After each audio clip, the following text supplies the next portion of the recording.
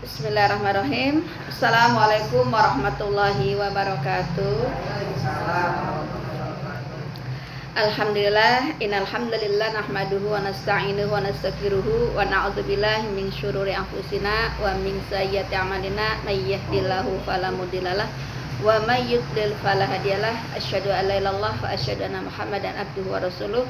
Rabbi shrahli sadri wa yassirli amri wahlul 'uqdatam min lisani yafqahu qawli. Amma ba'd. Gimana, sehat semua Ibu ya? Alhamdulillah ya, bisa lanjut. Kayaknya paket komplit ini hadir semua ya. Bu Ning ya yang ada perluan. Ya, Bu Atun. Oh, Bu Weni ya, Bu Weni, Bu Atun. Bu Ning ya, mudah-mudahan yang saat ini tidak hadir karena ada acara dilancarkan acaranya. Baik ya Bu ya, alhamdulillah kita bersyukur kepada Allah karena sampai saat ini kita termasuk Allah pilih ya hamba-hamba yang istiqomah dalam kaji Al-Qur'an ya, dimana diharapkan dengan kita semakin dekat Al-Qur'an bertambah juga kedekatan kita kepada Allah lewat amalan-amalan soleh kita, lewat ketaatan-ketaatan kita. Salawat serta salam semoga senantiasa tercurah kepada panutan kita yaitu Nabi Muhammad Sallallahu Alaihi Wasallam beserta keluarga dan para sahabatnya. Alhamdulillah kita masih di kajian tadabbur Al-Quran di surat Al-Baqarah. Nah, yang terakhir itu yang sudah saya share juga linknya ya untuk dikaji, diulang di rumah itu sampai ayat 82. Sekarang kita masuk ayat 83. Nah, ini kita masih bercerita ya di Al-Qur'an masih menceritakan tentang orang-orang Bani Israel ya, pengikutnya Nabi Musa. Ya, di sini ayat 83, a'udzubillahi minasyaitonirrajim. Wa id, dan ketika akhadna, kami mengambil mitsaqo Bani Israel, janji teguh Bani Israel. Ya, jadi Allah mengingatkan lagi ya kepada siapa? Kepada para Bani Israel ya, penerus keturunan Bani Israel yaitu yang hidup pada zaman Rasulullah, mengingatkan bahwasanya nenek moyang mereka ya, nenek moyang orang-orang Yahudi di Madinah pada saat itu ya, nenek yang mereka itu berarti orang Yahudi yang hidup di masa Nabi Musa. Nah, mereka itu nenek moyang mereka itu berjanji mitsaqo Bani Israel, janji teguh ya Bani Israel, la ta'buduna, tidak selayaknya kalian menyembah ya, jadi orang-orang Bani Israel itu berjanji ya di pada masa Nabi Musa ya, pengikutnya Nabi Musa itu Yahudi, orang Yahudi pada pengikut Nabi Musa itu berjanji kepada Allah. Pertama, la ta'budun ya, tidak selayaknya kalian menyembah illallah, kecuali Allah. Nah, jadi mereka berjanji bahwa mereka tidak akan menyekutukan Allah. Ini janji yang pertama.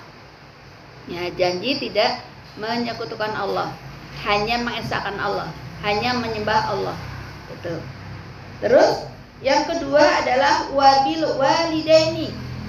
Jadi janji yang kedua orang-orang Bani Israel yang nenek moyang mereka yang hidup pada masa Nabi Musa, wabil walidaini, dan kepada kedua orang tua.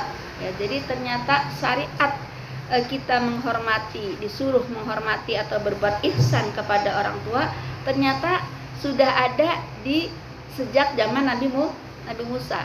Ya, nah Islam datang untuk menyempurnakan. Ya, wabil walidaini, ada ihsana ya, berbuat kebaikan.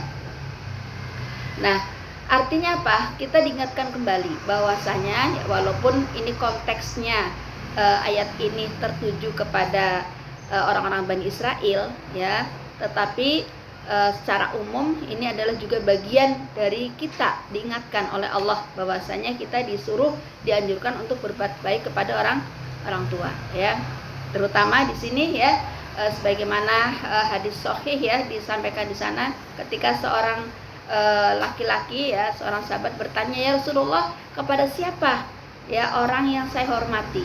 Ya, kata Rasulullah, ibumu. Terus siapa lagi Rasul? Ibumu.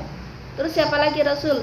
Ibumu, ya 3 kali ibumu baru ayahmu. Nah ini artinya bahwa walaupun secara umum ya kita kedua-duanya kedua orang tua kita harus berbuat baik, berbakti kepada keduanya, tetapi lebih-lebih kepada kedua orang tua, lebih-lebih kepada ibu. Kenapa? Ya kita sudah menjadi ibu pastinya lebih tahu ya bagaimana seorang ibu dari melahirkan, menjaganya, merawat, ya kan?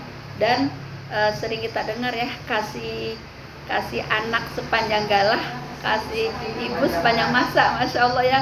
Walaupun sudah jadi milik orang atau udah nikah misalnya gitu ya, tapi kayaknya kita nggak ada batas ya untuk tetap mendoakan, menyayangi gitu kan. Dan tempat anak-anak untuk bercerita, berkeluh kesah, dan untuk kembali nyaman itu biasanya ke orang tua gitu ya. Nah inilah masya Allah orang tua, terutama ibu. Nah bagaimana kita berbuat baik kepada orang tua? Ya tentunya banyak hal, banyak jalan ya kita berbuat baik kepada orang tua, terutama ibu ya. Nah kalau masih hidup ya kita bisa itu diutamakan, bahkan ya ketika Rasulullah naik mimbar ya 3 kali Rasulullah berkata amin ya, 3 kali amin amin. Terus ditanya, ya Rasulullah kenapa engkau mengucapkan itu? Nah kata Rasulullah, amin pertama adalah ketika malaikat ya berkata wail, celakalah ya, celakalah orang yang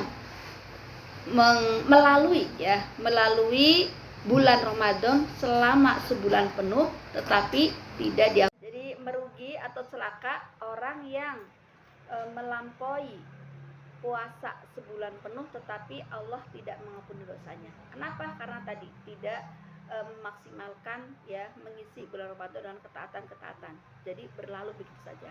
Yang kedua, kata Rasulullah mengaminkan lagi, malaikat mendoakan lagi, wail ya, celakalah ya orang yang mempunyai orang tua yang hidup sampai rentak tapi tidak menghantarkannya kita ke dalam surga gitu. Artinya kita oleh Allah ditakdirkan punya orang tua yang sampai rentak ya, tapi kita tidak menjaganya, tidak merawatnya, tidak berbaktinya gitu ya, sehingga ini adalah satu peluang yang disia-siakan, karena itu adalah salah satu pintu surga gitu ya. Jadi ini bersyukur nih kalau saat ini masih ada yang didampingi orang tua ya sudah rentak, itu peluang amal soleh, peluang pintu surga, salah satu pintu surga ya. Terus yang ketiga adalah kata Rasulullah, wail ya, celakalah orang yang ketika disebut nama saya maka tidak menjawab mendoakan atau bersolawat ya, Allahumma sholli ala Muhammad ya. Jadi seperti itu ya. Ini ada satu evaluasi buat kita ya, bahwasanya ketika kita masih diberikan orang tua ya kita manfaatkan itu untuk betul-betul kita mengurusnya, berbakti ya, sehingga bisa menghantarkan kita ke dalam surga ya, salah satu pintu surga salah satu surga ya, dengan jalan salah satunya adalah lewat berbakti kepada orang tua. Itu wabil walidaini ihsana, wadil qurba, dan kepada kerabat dekat. Jadi ini janji-janji untuk para pengikut Nabi Musa ya. Pertama adalah tidak menuhankan atau tidak menyembah selain Allah. Yang kedua, wabil walidai ya, berbakti kepada orang tua. Yang ketiga adalah wazil qurba, dan kepada kerabat dekat. Nah, kerabat dekat ini terutama dari jalur darah ya, kakak, adik ya kan, bapak, ibu, kakak, adik, nenek, terus paman, bibi gitu ya, itu terutama itu dijaga gitu. Yang kalau kita lihat fenomena sekarang ya, ada selisih paham, kadang awet gitu ya, bahkan sama orang lain lebih mesra gitu kan, sedangkan sama saudara sendiri pecah gitu kan. Ini kan sedih ya, padahal ini jelas-jelas dianjurkan oleh Allah ya, kita menjaga baik hubungan kekerabatan. Terus yang keempat ya, keempat apa kelima nih? 4 ya. Yang keempat wal yatama ya, jadi berbuat baik juga kepada anak-anak yatim ya. Anak yatim itu adalah anak yang tidak mempunyai bapak, ya, yang di sana ada satu perhatian khusus yang harus kita berikan, ya, karena di sana tidak ada lagi sebagai penopang, ya, penopang kehidupan, ya, sehingga ini sebagai seorang muslim tentunya adalah satu kewajiban kita memperhatikan mereka. Terus tadi sedikit mengulang, ya, tadi ada di wabil walidaini kan berbuat baik, ya, ketika orang tua masih hidup. Lalu ketika orang tua sudah meninggal, apakah kita bisa berbuat baik? Oh, sangat, ya. Bahkan justru ketika orang tua sudah meninggal, ada salah satu bukti bakti kita kepada orang tua secara lebih lebih efektif. Apa? Kita bisa mendoakan langsung, ya, kita bisa berwakaf atas nama orang tua. Kalau orang tua kita masih hidup, kita kirim misalnya buah, kita kasih baju misalnya, atau apa berbentuk benda, mungkin bisa jadi senang atau tidak senang gitu kan, kita nggak tahu kan. Tapi kalau orang tua kita sudah wafat, kita berwakaf atas nama orang tua, maka justru itu langsung, itu yang namanya amal jariah, ya. Sehingga langsung kan, kalau di dunia kan kita kasih pakaian belum tentu mungkin ada cocok gitu kan, tapi kalau sudah itu udah otomatis gitu kan. Itulah amal soleh, amal jariah yang bisa memberikan bukti bakti kita kepada orang tua lewat sodako, atau yang lebih kalau menurut ulama yang dinamakan jariah itu, amal jariah itu tadi wakaf. Karena wakaf itu harus ada, beda dengan, makanya di lembaga kami kalau ada donatur minta buat wakaf, ya sudah wakaf, ya, nggak ada jalur lain, saya masukin ke jalur rumah tahfiz. Tapi kalau untuk yatim, ya kita bagi yatim, jadi dua kelompok yang nggak bisa nih. Karena kalau sudah wakaf harus ada, bendanya harus ada, ya. Dan masya Allah, ya, kalau kita lihat sekarang di Madinah itu ada salah satu hotel namanya Hotel Utsman bin Affan, ya, itu masya Allah, ya, 1400 tahun sekian, ya, sudah wafat orangnya, tapi amal solehnya masih mengalir. Nah, itu wakaf, ya. Dan bahkan ada satu rekening atas nama tadi Utsman bin Affan, ya, satu rekening, ya, namanya Utsman bin Affan, masya Allah, itu kan luar biasa. Umurnya mungkin berapa puluh tahun gitu, ya, tapi amal solehnya, nah, kita kan mengharapkan seperti itu. Nah, ketika orang tua kita sudah wafat, ada peluang kita berbakti kepada orang tua, salah satunya dengan berwakaf gitu. Ya, kita lanjut. Wal masakin, ya, selain kepada orang tua, pada kerabat, kepada anak yatim, juga kepada wal masakin dan orang-orang miskin. Nah, orang-orang miskin ini artinya adalah orang-orang lemah secara ekonomi yang kebutuhannya lebih besar, ya, dari pemasukan, ya. Kalau misalnya kebutuhannya tidak bisa memenuhi kebutuhan 100%, ya, mungkin bisa jadi cuma 80%, ya. Misalnya gaji 2 juta, ya, tapi pengeluarannya 3 juta misalnya, ya, kebutuhannya harus diselesaikan 3 juta, ini orang miskin. Nah, lebih-lebih di sini tidak dikatakan fakir. Yang keberapa tadi? Keenam, ya, jadi sholat wa atuz zakat, ya, juga dan tunaikanlah zakat, ya. Jadi masya Allah, ternyata perintah, ya, atau syariat, ya, tentang zakat, sholat, ya, berbakti kepada kedua orang tua ternyata sudah ada, ya, di zaman Nabi Musa. Suma, kemudian tawallaitum, kalian berpaling, ya, jadi mereka orang-orang Bani Israil itu berpaling atas janji-janji mereka, gitu, ya. Illa, kecuali qalila, kecuali sedikit, ya. Ini tabiat orang Yahudi memang begitu, suka berjanji ingkar gitu kan.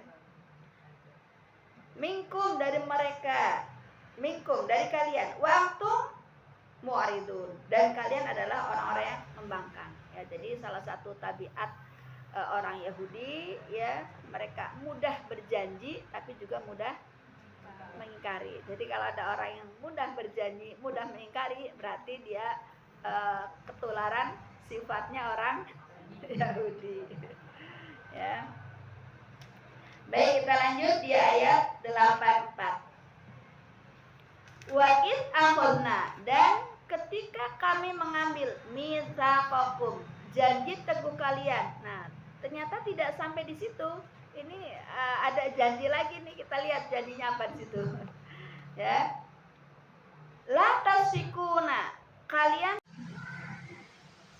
ya, di sini dikatakan dan ketika kami mengambil janji, ya, teguh kalian. Ya, jadi ini Allah mengingatkan juga bahwasanya orang-orang Bani Israel itu berjanji tidak akan menumpahkan darah kalian, tidak berperang maksudnya, gitu ya. Wala tukhrijuna, dan kalian tidak selaknya mengusir anfusakum, diri kalian, min diyarikum, dari rumah kalian. Ya, jadi ayat ini ya mengingatkan atau menyindir ya secara tidak langsung kepada Bani Israel, ya, keturunan Bani Israel, yaitu orang Yahudi yang hidup pada zaman Nabi Muhammad, ya, yaitu di Mekah, di Madinah, ya, pada saat itu. Jadi di Madinah itu ada 3 kelompok orang Yahudi, ya, 3 Bani Kainuko, ya, Bani An-Nadir, dan Bani Quraisyah, ya. Nah, 3 bani ini, 3 suku orang Yahudi ini, ya, kan sama-sama Yahudi, ya, tapi mereka bersekutu, ya, dengan kaum Khazraj dan Aus, ya. Jadi kalau kaum Aus dan Khazraj itu adalah orang-orang musyrikin Mekah, ya, yang pada zaman jahiliyah itu suka perang. Jadi sebelum Nabi menyebarkan Islam di situ, sebelum mereka beriman, ya, ini dua suku ini tiap hari tanpa perang gitu kan. Nah pada saat itu Bani An-Nadir dan Bani Kainuko itu bersekutu, kan 2 bani ini kan orang Yahudi, ya, itu bersekutu dengan orang Khazraj, ya. Jadi orang Yahudi bersekutu dengan orang musyrik, ya. Nah, satunya orang suku Bani Quraisyah, yaitu orang Yahudi, bersekutu dengan Aus. Ya, jadi orang Yahudi geng satunya Yahudi dengan musyrik, terdiri dari Bani Nadir dan Bani Kainuko, ya. Geng satunya lagi orang Yahudi dengan orang musyrikin, yaitu Aus dan ini Quraisyah gitu. Nah, dua-duanya itu perjanjian setiap ada perang itu saling membela gitu. Padahal di dalam kitab Taurat sudah dijelaskan, ya, mereka nggak boleh perang, ya. Tapi mereka tadi, ya, suka, kan perjanjian itu suka dilanggar gitu kan. Jadi kalau suku satu diserang, ya, yang berkoalisi itu bantu gitu. Ya, misalnya kaum Khazraj perang, nanti dibantu oleh orang Yahudi gitu. Jadi orang Yahudi itu memerangi orang Yahudi juga yang berkoalisi dengan suku lain gitu. Ya, makanya di sini disebutkan wala tukhrijuna anfusakum, dan kalian tidak selanya mengusir diri kalian. Ya, diri kalian itu artinya sesama orang, ya, Yahudi gitu. Min diyarikum, dari rumah kalian. Jadi kalau perang itu, kalau kalah, ya, kalau perang itu dirampas, ya, rumahnya dirampas, itunya diusir gitu kan, modelnya kan begitu, ya. Min diyarikum summa aqrartum, kemudian kalian berikrar, wa antum tasyadun, sedangkan kalian menyaksikan, ya. Jadi artinya orang-orang Yahudi itu pada saat itu, ya, mereka tahu nggak boleh perang, ya, tetapi mereka melakukan itu. Dan di dalam kitab tafsir Ibnu Katsir diceritakan, ya, orang Arab menanyakan, kenapa engkau perang? Terus jawabnya, iya, saya perang, saya tidak boleh perang, ya, dan tidak boleh menumpahkan darah. Terus tanya, kenapa engkau perang? Karena saya malu kalau sekutu saya dihina. Nah, jadi itu alasan itu, sehingga walaupun memerangi diri sendiri, artinya sesama Memerangi diri sendiri itu artinya sesama orang Yahudi. Ya, orang Yahudi kan tadi dibagi dua blok kan. Blok yang satu bersekutu dengan kaum Hazrat, yang blok satunya bersekutu dengan kaum Aus gitu.